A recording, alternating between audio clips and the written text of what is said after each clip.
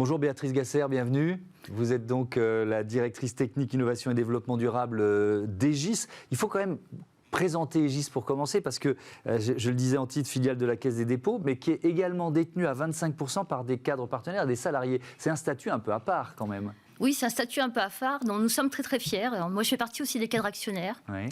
Et c'est une volonté aussi de pouvoir s'investir comme ça dans la croissance et puis dans les valeurs, dans les choix que fait la société. Et ça nous permet aussi, en tant que cadre actionnaire, de pouvoir défendre notre société quand on va voir nos différents clients, parce que nous incarnons nos propres valeurs. C'est quoi les différents métiers d'Egis ? Alors, Egis, c'est un groupe international faisant du conseil, de l'ingénierie, nous faisons de l'exploitation sur tous les domaines de la construction, les bâtiments, les transports, donc tous les transports multimodaux, qu'il s'agisse de la route, de l'aérien, du ferroviaire, etc. Nous intervenons aussi dans l'environnement, nous travaillons sur les métiers de l'eau, nous travaillons également dans l'énergie et nous travaillons aussi sur les nouveaux services à la mobilité.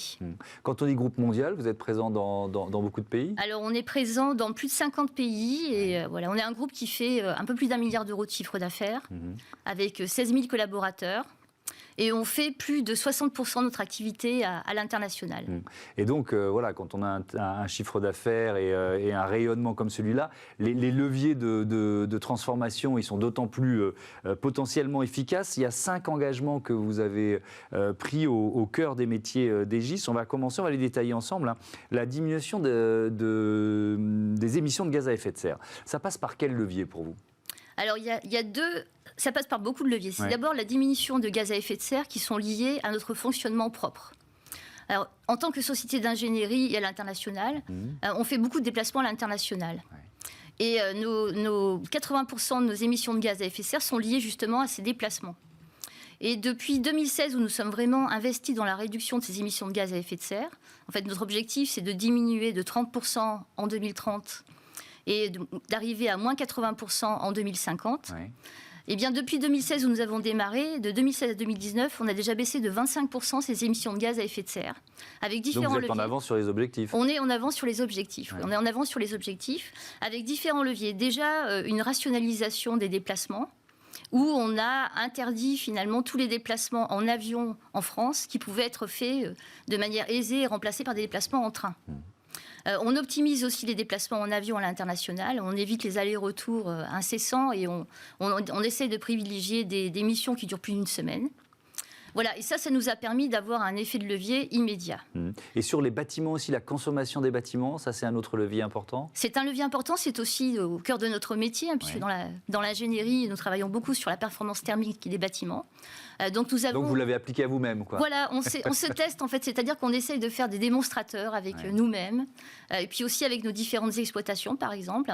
On essaye de mettre en place des démonstrateurs, des maquettes pour tester tout ce qu'on a envie de tester. L'autre engagement, réduire les émissions des projets des clients d'Egis, limiter leur impact sur la biodiversité. Alors là, je vais citer un objectif, c'est d'ici 2025, donc c'est vraiment demain, 70% du chiffre d'affaires en projet éco-conçu ou éco-exploité. Ça veut dire quoi ça concrètement ? Alors concrètement, c'est quand on réfléchit, quand on essaie de faire le design d'un bâtiment ou d'une infrastructure, on tient compte en général des contraintes techniques, des exigences du maître d'ouvrage, de la programmation, de la réglementation. Et souvent, auparavant, finalement, les objectifs, c'était d'arriver à construire tout ça dans un délai contraint, avec un coût, un budget qu'il fallait respecter. Et la démarche d'éco-conception, c'est-à-dire l'étude de l'impact que ce bâtiment ou cette infrastructure a sur l'environnement, venait après. Et quand on parle d'éco-conception, c'est intégrer ces contraintes et ces objectifs de réduction des impacts sur l'environnement très en amont. Dès le départ, dès la conception du projet. Et en intégrant toute la durée de vie du bâtiment aussi. Exactement, donc on raisonne bien sur l'ensemble du cycle de vie du bâtiment. Donc non seulement sa partie construction et sa partie exploitation. Est-ce que, c'est, d'une certaine façon, on va revenir sur les autres engagements après, mais c'est un changement de modèle pour l'entreprise. Est-ce que vous iriez jusque-là ? Alors, je dirais que c'est pas vraiment un changement de modèle, mais disons que la systématisation, c'est ça qui change. Parce que c'est des choses qui sont fortement ancrées chez nous. où nous avions déjà mis en place cette démarche-là depuis plus d'une dizaine d'années. C'est une démarche qui est difficile à mener, qui suppose aussi un engagement de la part des clients et des maîtres d'ouvrage pour tenir compte aussi de ce critère environnemental dans le choix et dans la validation des variantes, par exemple, qu'ils pourront choisir. Et ça, c'est quelque chose qui est nouveau et qui vient justement avec toute la prise de conscience que chacun a de la nécessité de baisser les émissions de gaz à effet de serre, de faire en sorte qu'on diminue les impacts sur la biodiversité, qu'on diminue aussi les impacts sur la pollution, qu'on cherche aussi des solutions mise en place d'économies circulaires, qu'on cherche aussi à réduire l'artificialisation des sols. Ce sont des préoccupations maintenant qui sont fortes chez la maîtrise d'ouvrage. Et le fait que ça soit systématisé, c'est ça qui fait notre différence. C'est-à-dire que même si les clients ne nous le demandent pas, on le fera. Ouais. Autre thème, la séquestration de carbone. Alors ça, c'est passionnant, avec des solutions basées sur la nature. C'est bien de le dire. Comment vous faites ? Comment on fait ? Écoutez, il y a plusieurs sujets. Je vais vous citer un exemple. On a développé une solution qu'on appelle Smart Soil. En fait, on part des solutions qui sont basées sur la nature, c'est-à-dire qu'en travaillant sur les bactéries, on arrive à améliorer le pouvoir de séquestration des sols. Et ça, c'est quelque chose qui est assez puissant, puisque le carbone, il est séquestré majoritairement dans les océans, il est séquestré par le bois. Mais le sol aussi, c'est une manière de séquestrer ceci.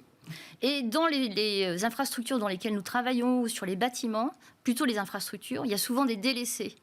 C'est quoi des délaissés ? Des délaissés, c'est-à-dire des espaces morts, en fait, qui ne servent à rien, qu'on peut réutiliser de manière utile, soit en proposant de la reforestation, qui permet aussi de séquestrer du carbone.